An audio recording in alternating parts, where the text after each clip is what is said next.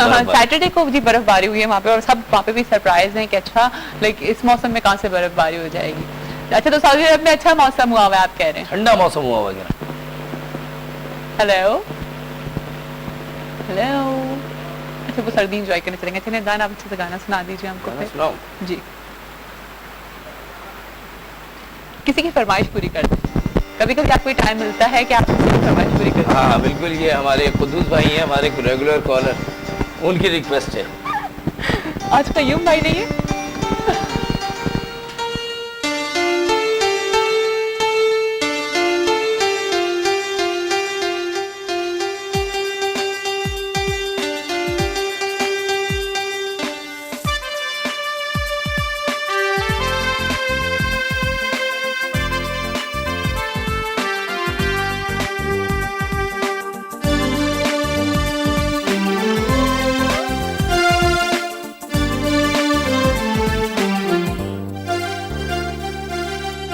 दिल क्या करे जब किसी से किसी को प्यार हो जाने कहाँ कब किसी को किसी से प्यार हो ऊंची ऊंची दीवारों से इस दुनिया की रस्में हो ना कुछ तेरे बस में जूली, ना कुछ मेरे बस में। दिल क्या करे जब किसी से किसी को प्यार हो जाने कहाँ कब किसी को किसी से प्यार हो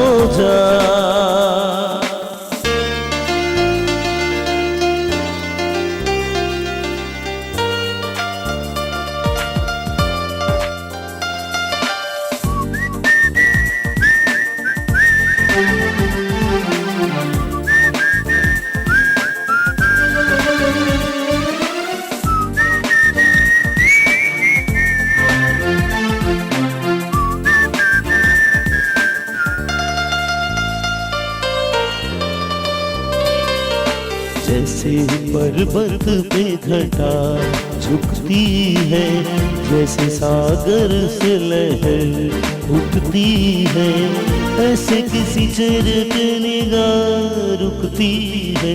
जैसे पर्वत पे घटा झुकती है, जैसे सागर से लहर उठती है, ऐसे किसी चेहरे पे निगाह रुकती है। हो रोक नहीं सकती नजरों को दुनिया भर की रस्में, हो ना कुछ तेरे बस में सूरी, ना कुछ मेरे बस में। दिल क्या करे जब किसी से किसी को प्यार हो जाने कहाँ कब किसी को किसी से प्यार हो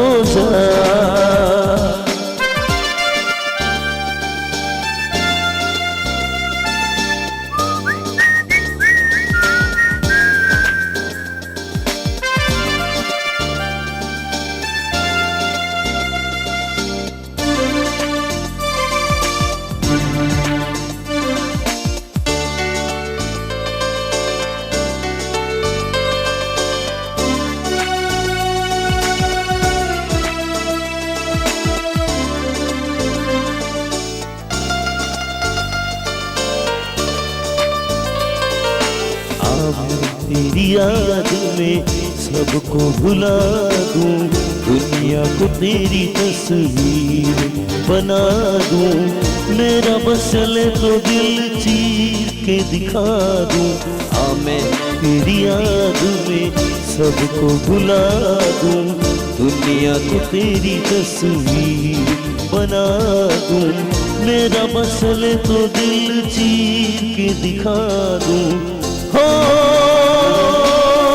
दौड़ रहा है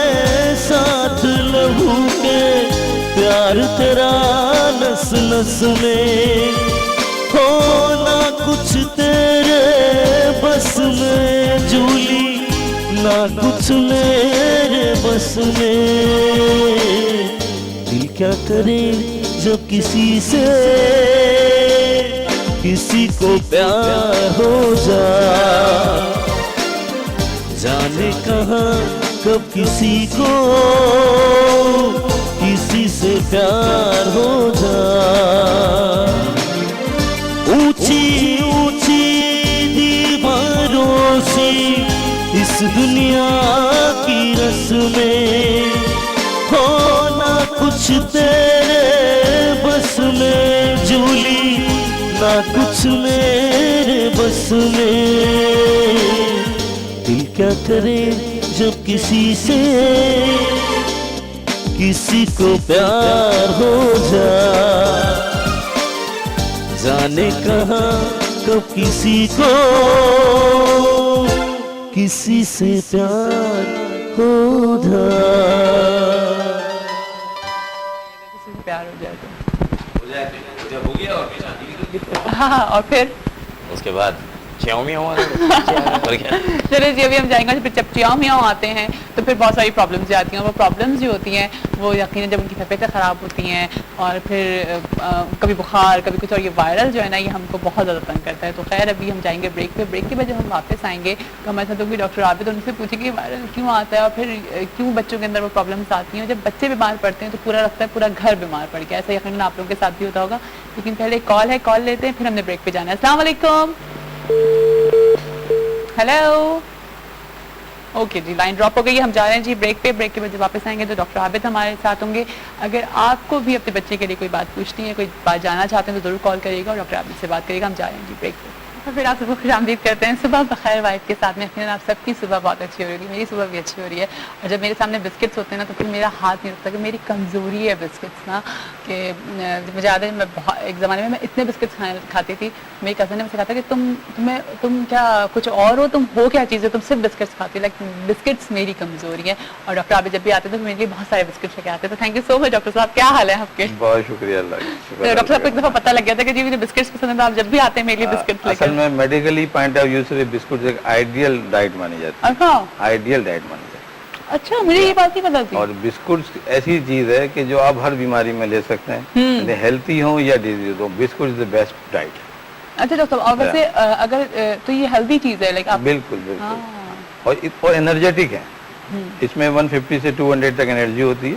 अगर इसके अंदर बटर मिला तो मेडिकली पॉइंट से बात करूँ, अगर इसमें बटर वाले जो क्रीम होते हैं, अगर आप क्रीम रोल इसके अंदर बिस्कुट में मिला दे तो 500 से 600 तक कैलोरीज मिल जाती है। अच्छा, हाँ, लेकिन तो मैं एनर्जेटिक है। और सिंपल अगर नमकीन ले लें, अगर आप नमकीन ले लें तो नेगेटिव हो जाएगी, नेगेटिव हो जाएगी। तो ये बेस्ट डाइट है, ये अच्छी डाइट है, तो जरूर लिया करें। और चाय के साथ जब बिस्किट हम डुबो के खाते हैं तो उसका तो हर मजा ही अलग होता है। खैर डॉक्टर साहब, आज हम बात करने जा रहे हैं, तो वायरल गर्मियाँ स्टार्ट होती हैं तो फूड पॉइजन सबसे ज्यादा फैलता है। बिल्कुल। और लेकिन आजकल मैं सुन रही हूँ जॉन्डिस भी बहुत ज्यादा लाइक हर 3rd बता रहा है कि जिसको जॉन्डिस हुआ है, या वो वाली कैफियत हो रही है जो जॉन्डिस में हो जाती है। बड़ों में भी हो रहा है, बच्चों में भी होता है। तो क्यों? देखिए, हमने डाइट से ही शुरू किया था।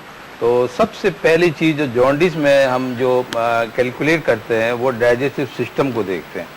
जब भी डाइजेस्टिव सिस्टम आपका निज़ाम में हाजमा डिस्टर्ब होगा तो कुछ बीमारियां जन्म लेती हैं। उनमें जॉन्डिस जो है वो सबसे टॉप पे होती है। अगर हम ग़िज़ा को अपने कंट्रोल कर लें और बाहर की चीज़ें हम कम खाना शुरू कर दें, खुली चीज़ें हम कम खाएं, तो हम समझते हैं कि हम बीमार, ना सिर्फ ये कि बीमार नहीं होंगे, जॉन्डिस भी नहीं होगा हमें। असल में जॉन्डिस कोई बीमारी का नाम नहीं है, एक सिम्टम है। ये जस्ट एक डिस्कलरेशन ऑफ स्किन होती है। अच्छा। यानी दिल का जो है पीलापन, पेलनेस, वाइटनेस ये दिल में हो जाती है, तो उसको वो कर देता है। अब उसके रीजन बहुत हैं। अब एक समझ कि ये ऐसा है कि एक पॉइंट बाहर है और पीछे जो है पूरा एक समंदर है, इतना डिजीज है ये। अच्छा, नॉर्मल भी होता है और इबनॉर्मल भी होता है ये। नॉर्मल आप सिर्फ बच्चों में कह सकते हैं, न्यूनेट्स जो होते हैं उनमें कुछ नॉर्मल होता है, फिजियोलॉजिकल। लेकिन अगर बड़ों में हो रहा है तो बड़ों में जॉन्डिस जो है वो डिजीज ही है, डिजीज बड़ों में डिजीज है और बच्चों में उसमें नॉर्मल नहीं कैलकुलेट किया जाता। उसकी मुख्तलिफ किस्म की बीमारियों में जन्म लेता है। अब वो अलग है कि वो छोटी बीमारियां हो या एक बड़ी बीमारी। अच्छा, लेकिन एक जॉन्डिस तो वो होता है जब बच्चे की जब पैदाइश होती है, जब वो दुनिया में आता है, तो उस वक्त भी बच्चों को जो है वो 3 से 4 दिन बच्चों को जॉन्डिस होता है। बिल्कुल सही है। और फिर वो बाज़ को सीवियर हो जाता है और बाज़ वो नॉर्मल होता है। डॉक्टर्स कहते हैं कि ये चीज नॉर्मल है। तो वो वाला कौन सा जॉन्डिस होता है जब वो पैदा होता है? जॉन्डिस को पीलियो को 2-3 किस्मों में डिवाइड कर देते हैं। एक तो बिल्कुल फिजियोलॉजिकल जॉन्डिस कहलाता है ये फिजियोलॉजिकल जॉन्डिस वो जॉन्डिस होता है कि जो नॉर्मली कुछ रीजन की वजह से डेवलप हो जाता है, स्पेशली बच्चों में। अच्छा, बच्चों में अगर हम ये सोचें कि फिजियोलॉजी देखें ना, तो हम थोड़ा सा हमें बैकग्राउंड पे जाना होता है कि एक्चुअली जॉन्डिस आ कहाँ से रहा है, ये क्या हो रहा है। ये असल में ये ब्लड फॉर्मेशन है। ये जब ब्लड एक कंप्लीट जो है वो फॉर्मेशन में आ जाता है, उसमें कोई डिस्ट्रक्शन नहीं है, उसकी जो इनटेक आउटपुट नॉर्मल चल रहा है, उसका जो है ब्लड की जो सर्कुलेशन है वो नॉर्मल है, उसमें कोई डिहाइड्रेशन नहीं है, तो ये नॉर्मल कहलाएगा। और इसमें जो कुछ चीज़ें कमी से होंगी वो यूजुअली दूसरे, आप देखिए ना, न्यूनेट जो बच्चा है वो फीड तो नहीं लेता ना, शुरू के 3-4 दिन तो नहीं लेता है सही तरह, तो ये जॉन्डिस भी शुरू में ही होता है, 2-3 दिन में होता है ये। उन्हीं 3 जैसे ही बच्चा इंटेक करना शुरू करता है तो ये जॉन्डिस सबसाइड होने लग जाता है। अगर वो जॉन्डिस जो परसिस्ट रहे 2 से 3 हफ्ते, हम उसको पैथोलॉजिकल जॉन्डिस में तो वो चीज थोड़ी वो डिजीज में आ जाती है। ठीक है। अच्छा, अब एक सब इम्पोर्टेंट पॉइंट इसमें जो आ रहा है वो आ रहा है कि ब्रेस्ट फीडिंग। ठीक है, हमारे यहाँ देखिए जितने लोगों में कंसेप्ट आ रहा है वो ब्रेस्ट फीडिंग को हम कंडेम कर रहे हैं आजकल। जितने भी डॉक्टर्स तो नहीं कर रहे, लेकिन फार्मास्यूटिकल कंपनियां हैं और दूसरे लोग हैं या माएँ हैं, वो कहते हैं कि नहीं, हमारी जो हेल्थ मुतासिर होती है और हम दूध नहीं पिलाएंगे बच्चों को। और जितने भी आर्टिफिशियल दूध हैं वो कुछ भी कर लें, क्लोज टू मदर तो हो सकते हैं, लेकिन वो मदर जैसे मिल्क नहीं हो सकते, यानी मदर मिल्क नहीं हो सकते। लेकिन डॉक्टर साहब एक चीज मैं आपसे जानना चाहूंगी कि मैंने अपनी बेटी को ब्रेस्ट फीडिंग करवाई और बेटा जो है वो मेरा वो टॉप फीड पे रहा। ठीक है। तो ये देखा कि मैंने नॉर्मली भी देखा कि जो ब्रेस्ट फीड पे जो बच्चे होते हैं वो फिर थोड़े से थोड़े से कमजोर दुबले होते हैं, और जो टॉप फीड वाले बच्चे होते हैं वो थोड़े से हेल्दी होते हैं। तो क्यों? ये असल में मिसकंसेप्शन है। अच्छा। जबकि ये अपोजिट है इसके। अच्छा। मदर फीड के बच्चे हेल्दी होते हैं और जो आर्टिफिशियल फीड के बच्चे वो इतने हेल्थी नहीं माने जाते। ठीक है। हाँ, लेकिन ये आजकल की नई नस्ल जो हमारी चल रही है वो आर्टिफिशियल फीड पे देकर ज्यादा हेल्थी महसूस करते हैं अपने को। तो ऐसा नहीं है। मैं समझता हूँ कि जॉन्डिस की बड़ी वजह ही यही है कि जो ब्रेस्ट फीड के मदर जो ब्रेस्ट फीड नहीं लेते उनको ही होता है ये ज़्यादातर। या 90% आप चलें, 99% ले लें, उसके बाद जैसी फीडिंग शुरू हो जाती है वो नॉर्मल हो जाते हैं। सही है, ठीक है। तो जॉन्डिस इस वजह से होता है, हमने ये बात तो डिस्कस कर ली। लेकिन अब मुझे बताएं कि ये डायरिया या आजकल जो फूड पॉइजन है इसकी क्या वजह है, ये किस वजह से होता है, फिर इसका क्या इलाज है? सही है। देखिए, सारा बात इनटेक की है। आप अच्छी चीज खाएंगे, अच्छे लोग रहेंगे, अच्छी तरीके से आपका माहौल, साफ सुथरा माहौल जो होगा वो जम से पाक होगा।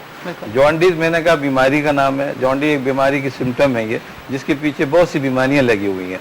बड़ी बड़ी बीमारियां जो इनको जॉन्डिस को कहते हैं वो हेपेटाइटिस के नाम से किया जाता है। यानी जॉन्डिस असल में एक जिगर, एक लीवर, एक ऑर्गन होता है, वहाँ जाके कुछ ब्लड के हिस्से फॉर्मेशन में आते हैं और वो जो फॉर्मेशन है कुछ डिसोसिएट हो जाते हैं, कुछ फॉर्मेशन हो जाते हैं, कुछ ऑब्स्ट्रक्ट हो जाते हैं। ये 2-3 किस्में जो मैंने बता दी, यही पैथोलॉजिकल जॉन्डिस में। अच्छा, हमें यहाँ पे एक ब्रेक पे जाना है, हम जाएंगे जी एक ब्रेक पे। ब्रेक के बाद वापस आएंगे, आपको फिर से यहीं से ज्वाइन करेंगे सुबह बखैर वाइफ के साथ में। हमारे साथ में आप सबको खुशामदीद करती हूँ सुबह बखैर वाइफ के साथ में। और यकीनन आप सबकी सुबह बहुत अच्छी, बहुत शानदार, बहुत खूबसूरत हो रही होगी, क्योंकि सुबह होती ही बहुत अच्छी होगी। सुबह अगर फ्रेश सुबह होगी आपकी और आपने अपने जो प्लान किए होंगे वो प्लान आपके एक बार एक करके हर घंटे में आपके प्लान पूरे हो रहे होंगे, तो आपको यकीनन आपको लगेगा कि आपका दिन बहुत अच्छा और बहुत रिलैक्स गुजर रहा है ना डॉक्टर साहब? कैसा लगता है कि जब आप सुबह उठते हैं और फिर आप जो आपने दिन को प्लान किया होता है वो प्लान आपका पूरा हो जाता है, आप जो टारगेट होता है आपका उस दिन का वो आप अचीव कर लेते हैं, तो कैसी फीलिंग्स होती हैं?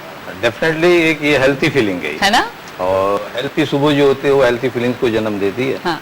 हम सबको बहुत प्रैक्टिकल अप्रोच रखनी चाहिए। सुबह का आगाज समय डेफिनेटली जहाँ हम नमाज से करते हैं वहाँ कुछ एक्सरसाइज होनी चाहिए, और एक्सरसाइज के पास वो लाइट डाइट होनी चाहिए। बिल्कुल। बिस्कुट उसमें होने चाहिए, बिस्किट जिसमें जरूर होने चाहिए, बिस्किट हो और चाय हो गरम गरम, तो बस फिर तो दिन आपका अगर हम अपनी एनर्जी को कैलकुलेटेड बनाएं और अपने पूरे शेड्यूल को हम अपने इसी तरह के शेड्यूलिंग करें कि वो जो है उसमें एनर्जी भी हो, गेन भी हो और लॉस का भी ज़्यादा इनटेक और आउटपुट अगर इक्वलाइज करें हम उसको, तो मैं समझता हूँ बहुत सी बीमारियों से ये बच जाएंगे और आपकी सेहत भी अच्छी बेहतर रहेगी। जी हाँ, बिल्कुल। और कैसा लगता है जब कुछ लोग सामने आके बैठ के पराठे और चाय का नाश्ता कर रहे हो, तो वो बस फिर आप सोचे कि वो कैसी फीलिंग्स हो रही होती है। खैर अभी एक कॉल है, जरा कॉल ले लेते हैं। अस्सलाम वालेकुम। अस्सलाम वालेकुम, सुबह बखैर। हेलो, अस्सलाम वालेकुम, सुबह बखैर। जी वालेकुम अस्सलाम, सुबह बखैर। आपकी आवाज़ बहुत स्लो आ रही है मुझे। मिसेस फैसल बात कर रही हूँ कराची से। कौन बात कर रही है? मिसेस फैसल। मिसेस फैसल जी, मिसेस फैसल क्या कहेंगी?